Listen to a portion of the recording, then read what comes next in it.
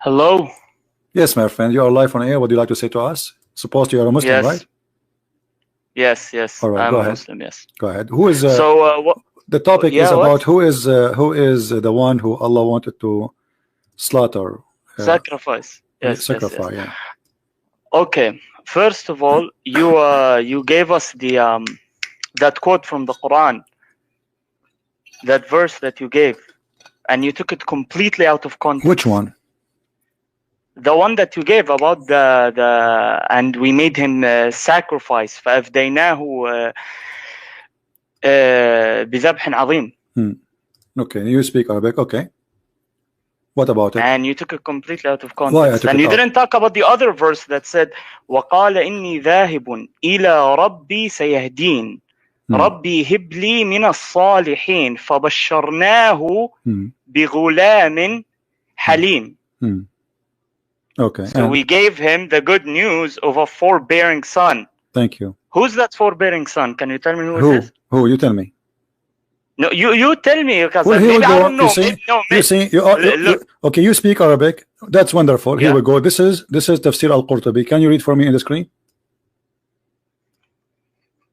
Let me see. And we ransomed him with a great sacrifice. No, read in the screen, and it's in Arabic. And you No, it's translate. not. You said. Okay. And you translate, please. And you translate. And you translate. Go ahead. Okay, says, this is Tafsir what Tabari. This is al-Qurtubi. This is al-Qurtubi. فقال أكثرهم. Read carefully, please. From here. فقال أكثرهم. Translate from there. What is? Oh, okay. فقال أكثرهم الذبيح إسحاق. Translate. Okay. Who's أكثر? Translate. And most of them said the sacrifice is Isaac. Okay. Who is most of them?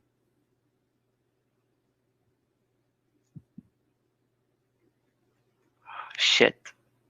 Okay, most of them is shit. No. Okay, wait. Did you say most of them is shit?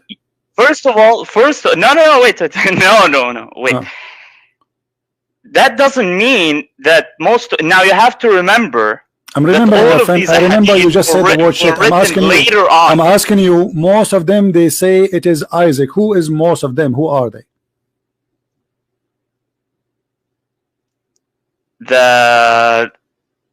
The scholars. Okay, but you just told. Hold on. But you just told the people here that I took the word and the meaning out of context. Blah blah blah blah. But when all the majority, hold on, the majority. Wait. What I meant is that you only took one tafsir, which is no, I did not. No, I did not. So no, I did not. No, I did not.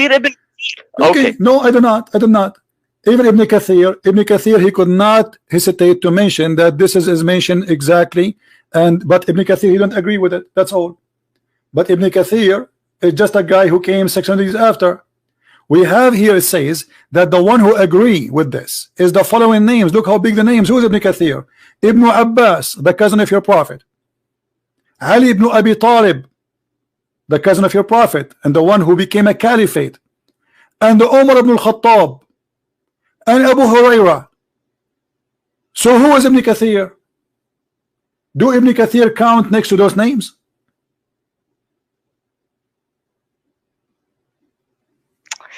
Well, of course not. But what I'm saying is that Ibn Kathir is one of the top scholars of tafsir. No, he's not. You just told me. You just told me. No. You just told me he don't count next to them. You just told me he don't count next to them. I mentioned to you Ibn Abbas. I mentioned to you Ali ibn Abu Talib. I mentioned to you Umar ibn Khattab. Ibn Mas'ud. Okay, let me ask you. Abdullah ibn Mas'ud or Ibn Kathir? Okay, that's of course Abdullah ibn Mas'ud. Okay, so Ibn Kathir he go back to school. So Ibn Kathir, so you cannot. You just agree that Abdullah ibn Mas'ud is a way higher, of course. So Ibn Kathir is an idiot compared to Allah. So why you are taking now Ibn Kathir against your prophet, against your Ibn Abbas, against Ali ibn Abi Talib, the cousin of your prophet, and the caliphate, and against the caliphate Umar, and even Abu Huraira? How come Ibn Kathir now the one you like? You dump all of those which are the most high, and you take the most low between them. Okay. Look. I'll tell you something. Tell me something. Right. I concede in that point. Okay, there's no problem in that. Okay, I was wrong in that point. But what I'm saying is that using common sense, who's the older son of them? Thank you. Who's the oldest one? Is it Ishmael or Isaac? Okay, thank you. Allah, He blessed who of them? Which one was blessed by Ishmael, because when did Abraham? Okay, hold on. Made his supplication. My friend, hold on. Was it after Ishmael was born? Okay, or not? Hold on. Okay, all right. Okay. When it says here, you are the one who mentioned to me this verse. It says, and we gave him a glad tiding of boy, forbearing boy. Correct? Okay. Yes. All right. Who is this boy? Ishmael. And what about Isaac? Isaac came after Ishmael. Isaac came after Ishmael. Okay. Years. Okay, but is it Ishmael but did God told Abraham you will have Ishmael, who told him you will have Isaac? When did he tell him you will have Isaac? Let us go. When did he say an exact name? Is that which one Allah He gave as a gift to Abraham? Ishmael or Isaac? Ishmael. Let us see the Quran. Okay. And I'm glad that you speak Arabic, and that will solve a lot of problem. Here we go. Read for me chapter 6 verse number 84, sorry.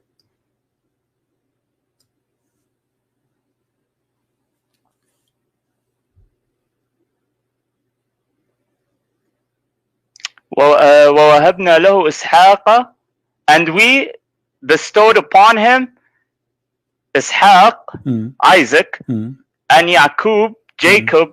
Each of them we guided, and before him we guided. Where is Ishmael? You are the one who said to me that he should mention there's no Isaac. You should mention first Ishmael. Where is Ishmael? This is not related to his supplication. No. Where is Ishmael? Why Allah did not say? Why Allah? Okay, Allah He gave as a gift to Abraham. Well, all the children are a gift of God anyway. My children, your children too, right? So, but your God is saying, and we bestowed upon him, and he named 2 names.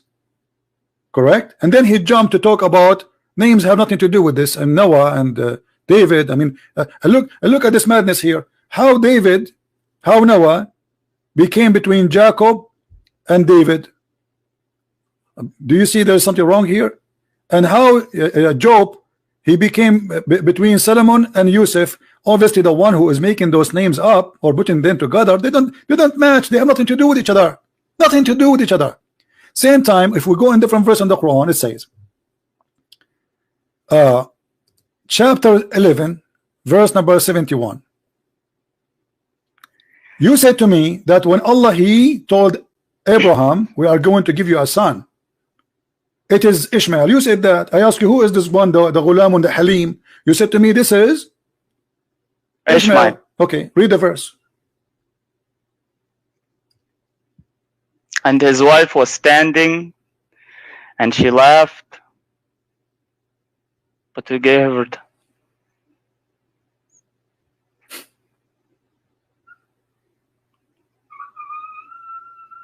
Don't say the word shit again. No, wait. This happened after Ishmael came. My friend, the verse here, the Quran is so clear. You are the one who said that Allah He gave a glad news, a tiding news. Okay, so why this is the guy already have a son. The Abraham already have a son. So what this is the news is about, why it's a big deal. As you see, Allah He bestowed a gift on Abraham, and that is named as Isaac, and after him Jacob. Read it.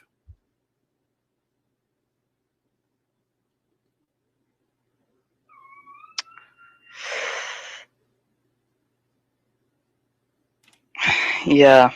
And at the same time, I want to remember that here it says that there's a miracle happen. She said, like she's amazed how I can have you know, I'm an old woman. So this is the gift of God. The gift of God is a miracle because she's an old woman. Ishmael, he was not born from an old woman. This is why actually Abraham, because he gave up that his wife, she is very old, she cannot have kids. So Ishmael was a gift from God, not as we prove now. It was Isaac. Isaac is the gift of God, for he is having miraculous birth. This is why it was like a big news. So the first verse you mentioned is connected to this verse, as you say.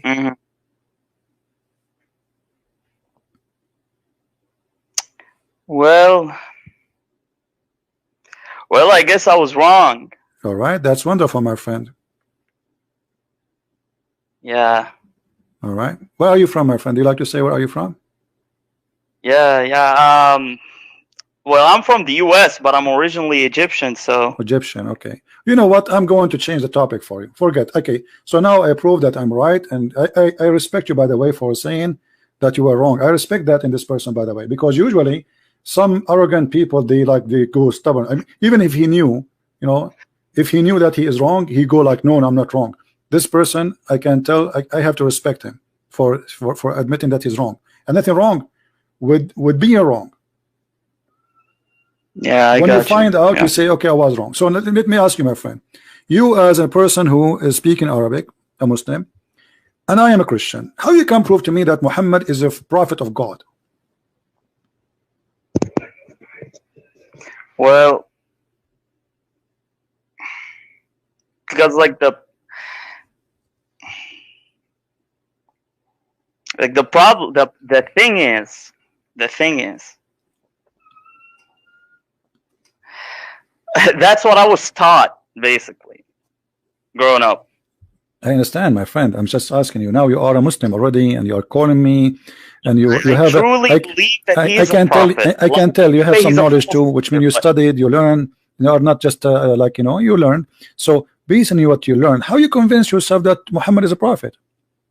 Can you use how you convince yourself to convince me that Muhammad is a prophet?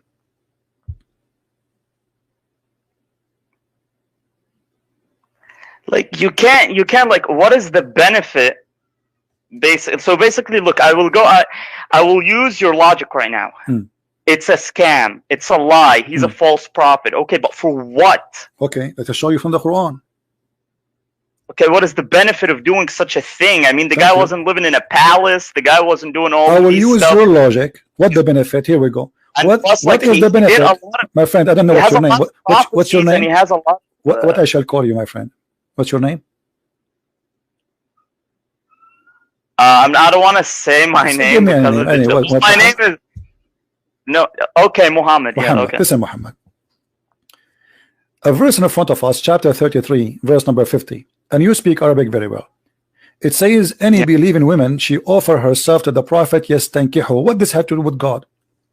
Why God in the 7 galaxies behind the 7 rivers and the 7 seas, he is worrying, he go to his office and he writes saying, any woman, she want to give herself to the prophet, so the prophet, he can have sex with her. What does have to do with God? You just said to me, if Muhammad is a scam, what is the benefit? What does have to do with God? What does have to do with Islam? Okay, Islam is about worshiping one God, praying to God, blah blah blah blah. Okay, but what does have to do with God? But any woman, she can give herself to the prophet. What that will do exactly to Allah? Yeah, well, because there is like waqt al-nuzul. The reason why this verse came down, there are reasons for these verses that they came down. There are certain events that happen. Okay, tell me the reason. You see, you are trying to use the logic. God saying to Muhammad, any woman, she want to offer herself, and this is a privilege only to thee. Okay, what that have to do with Islam and Allah? Women coming in the door of Muhammad, Muhammad, take me to your bed. What does have to do with God?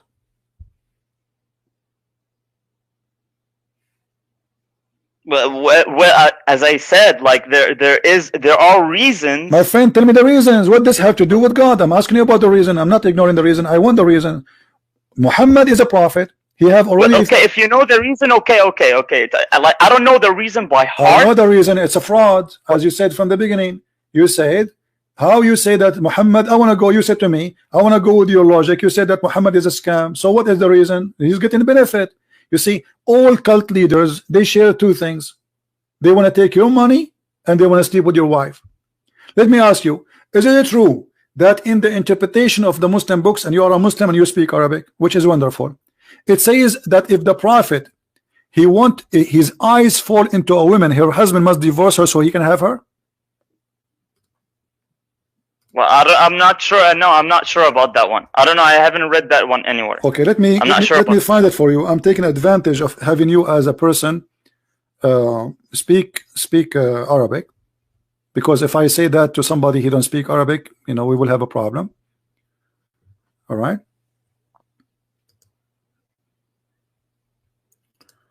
Let us find the reference.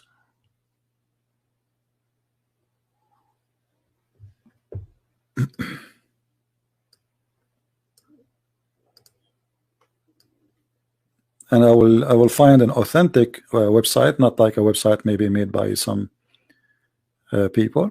All right, this is the Chat of Al-Ahzab. I will put it for you on the screen. And okay, I want you to read with me carefully, please. This is, I think you know the website very well. Quran KSU.edu SA, Saudi Arabia.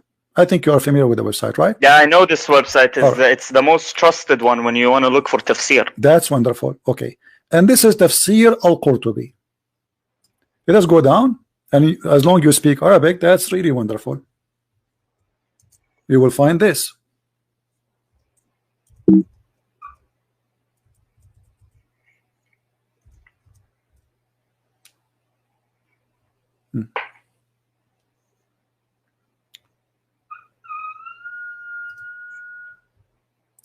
The privilege of the Prophet. They are counting the privilege of the Prophet. The number one is the best of the booty. Does it say that, or I'm lying? Safiyul Maghna. Yeah. Okay, the best of the booty. Number two, Al-Istibdadu bi khums al-khumsi aw al-khums. He will have all inclusive. The fifth of the booty. Is that correct? Yeah, that's correct. Yeah. All right, thank you. Then they continue, and then they say Arabi الزيادة على 4 نسوة, to increase more than 4 wives, correct? الخامس النكاح بلفظ الهبة, which means he do not need to get married. A woman, she said, take me, she's his.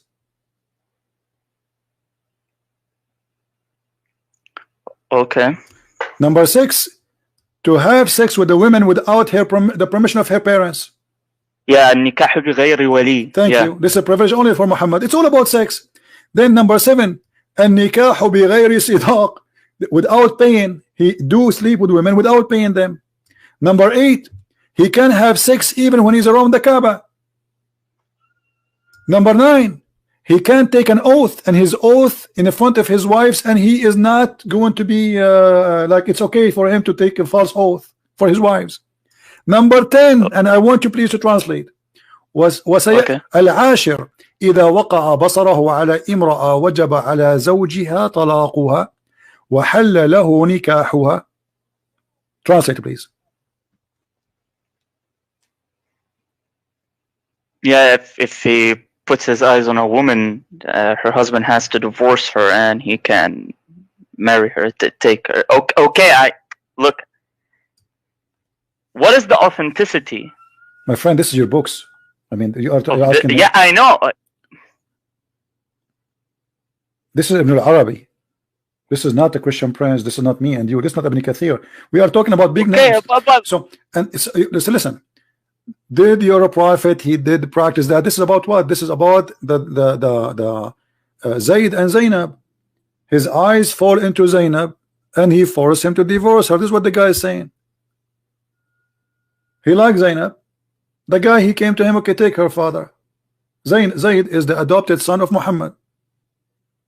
So look at this. You said to me, what is the benefit? Okay, what he is doing this. So he take the first, the fifth of every attack, which means if the Muslims attack a Christian village or a Jewish village, the fifth, he takes the fifth of the booty. Yeah, thank you. Not only that, the best of the booty. Not only he will take the top. Safiyul Maghanim. You know what Safiyul Maghanim mean, right? The best. like the biggest TV, the biggest car, right?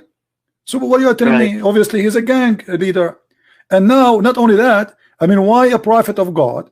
He see, with my respect to your family, Mr. Muhammad, I'm not trying to insult, or let us say me, so you don't be offended. Let us say I'm a Muslim and I'm married, and my wife, she walked in the front of the prophet, and then the prophet, he saw my wife, and now I have to divorce her so he can sleep with her. Be honest with me, is that right to do? Yeah, that's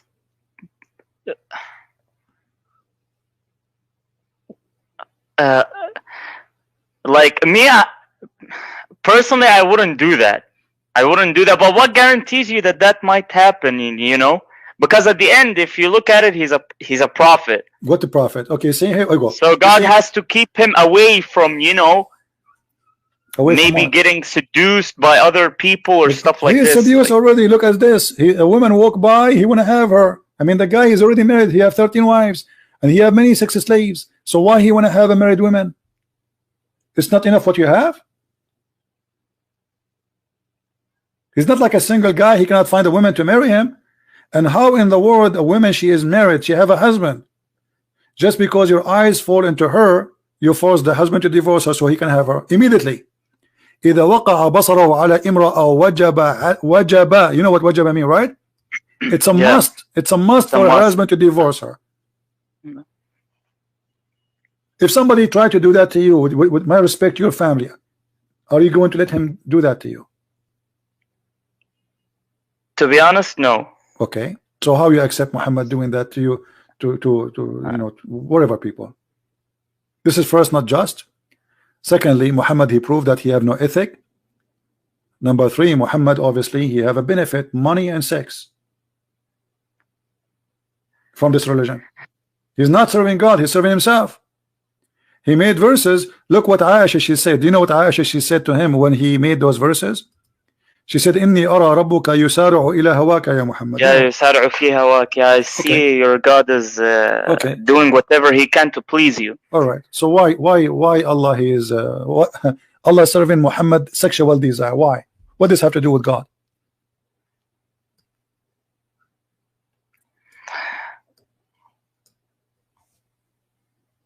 It's like you can tell, you know, she felt jealous. Okay, no problem. But my friend, is it right that there's God? The guy, he have already many wives, he have many sex slaves, he receive many women as gift, even from rulers, additional to the women he kidnapped them from their husbands. So what this is about? Aisha, she is said clearly, now she trying to put an excuse why she did that. I felt jealous, but the fact, she did not feel jealous. She noticed that his God, this guy, he wished to have this woman. Here we go, a verse come. This guy, he want to have a verse come, which means Muhammad, he subjugated God to his sexual desire. Do you believe that religion have an ethic will teach you to have sex with your daughter? No, that's just disgusting. But that did you hear Muslims saying how the Bible says that Lot, he slept with his daughters in the Bible? Have you ever heard this accusation by Muslims? Yeah. They always tell me that. Of course, I mean, brother, read their books and look. It's just. But you see, the Bible doesn't say that God, he says to Lot or to his daughters, go and have sex. This is what they did. It's like me now reporting a crime happened right now in Manchester. Somebody, he took a knife, he started stabbing people. But it's not God saying that. The Bible reporting a story. And here you see the hypocrisy. Now, if I show you right now, and you speak Arabic, and I'm taking advantage of having you actually as my guest, okay, that you can have sex with your daughter if she is a daughter from adultery, are you going to leave Islam?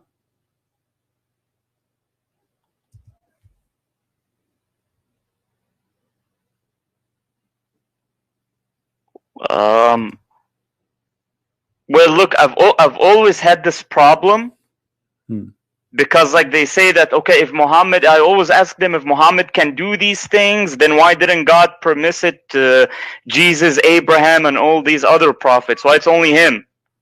So I already had this problem, but I don't. If you can prove it, then show me. Right. Show me then.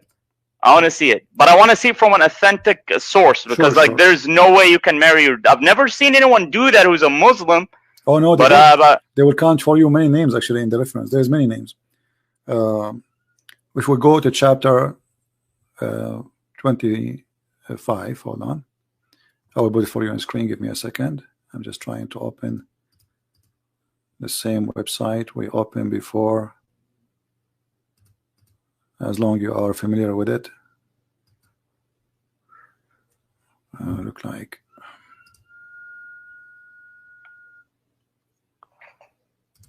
All right. I will put it for you. All right. This is, we go here to chapter.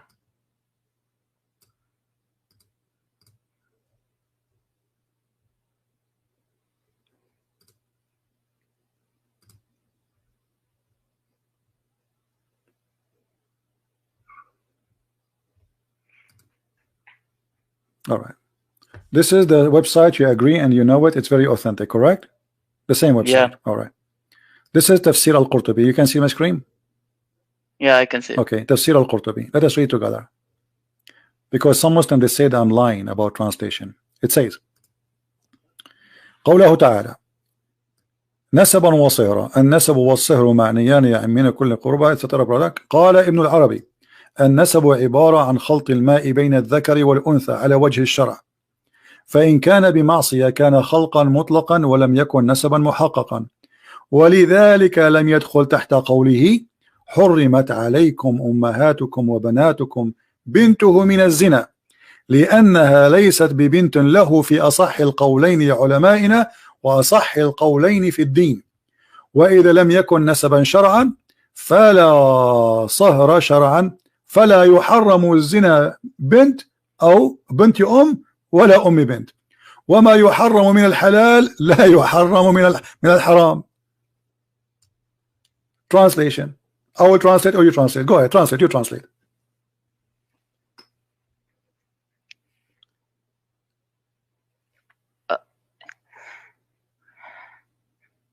Okay, well, show me Tafsir ibn Kathir. Can you show me why wanna go there? You said to me, show me, right? I'm showing you. It says. Okay, but sometimes does we it have say, like, between the ulama, my friend. No, hold on. Does it say that a person who have a daughter from adultery, he can have sex with the mother and the daughter? Oh, yeah, from adult. Okay, but does it say too? Does it say لأنها ليست له بنت له according to the most authentic opinion? I don't know what happened to my mouse. It's not working. Hold on. I hope my mouse is not out of I don't see it. What happened? My mouse is not working. It doesn't say there. Let me fix it. It doesn't say there that this is according to the most opinion of scholars, Mr. Muhammad.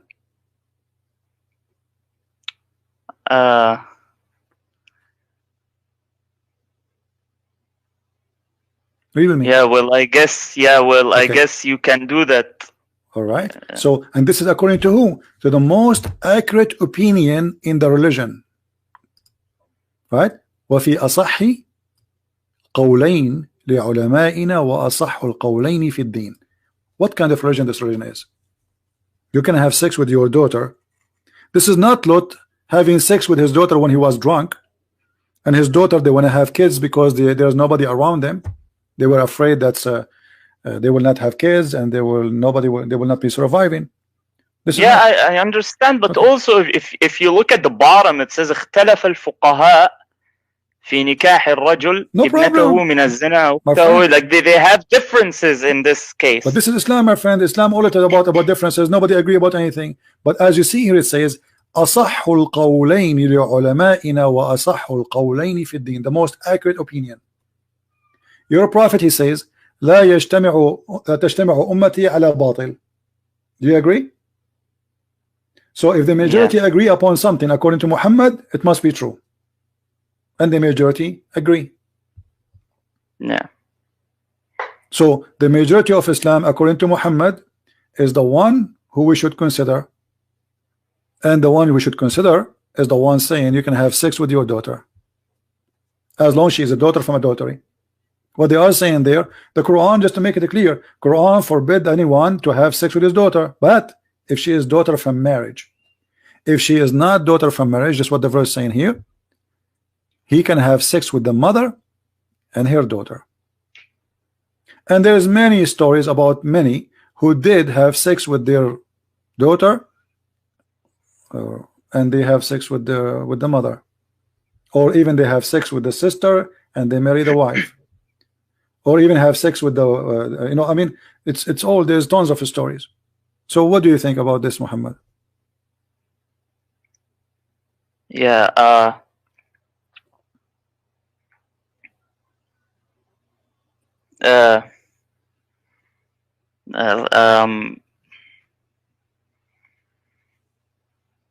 yeah, that's just disgusting, to be honest. I mean, I definitely wouldn't do that. Thank you. Thank you. I mean, what kind of religion? You are disagreeing about we can have sex with our daughter or not. I mean, this is crazy. I mean, this is something should not be discussed, correct? Yeah, of course. We should not discuss, we should not debate about it, because this is, come on, this is really sick. So the Muslim, they come to us, they say the story of Lot of having sex with his daughter, which is not God saying to him, this is what the daughters did. If my daughter, I'm not married, I don't have children, but let us say for the sake of argument, my daughter, she gave me drugs and she did something with me when I am asleep. Can you judge me by that? No. I can't judge her. Did God say that to her? No. So here we have different story. Here we have religion teaching people that if you have a daughter, she is not of a marriage. You can have sex with her mother and your daughter, which means if a Muslim man, he have a girlfriend, and his girlfriend she gave birth to a daughter, he can sleep with the mother and the daughter at the same time. Yeah. I definitely wouldn't do that. I mean, that's sick. I wouldn't do that. I don't know who does this. Well, to be honest, this is okay. Well, Muhammad, when he had sex with Zainab, and she is the wife of his son from adoption, isn't it sick too? Yeah, but she divorced him. Doesn't matter. Say, no, hold on. First of all, she did not divorce him. Muhammad, he went to the house and he flirted with her. Don't you know that? Do you have any, like, no, I didn't know that. Like, where did you guys, is there a hadith? Okay, hold on. Sure, we have hadith. I mean, you know, and an authentic one, maybe. Sure. Hold on. Okay, yeah, you know, the Quran even saying that. Okay, hold on. Let's see. When the story said, chapter 33, verse number 37, when you say to the one which supposedly Allah bless him, hold your wife for you, but you hide what is in your, what Allah bestowed on you. Okay, what He bestowed on you? That this is your woman, take her. The Quran saying that Muhammad was a hypocrite man, saying to the man, keep your wife, while his heart is something else. He want the women. This is Quran. Now we go to the interpretation, chapter 33, verse number 37.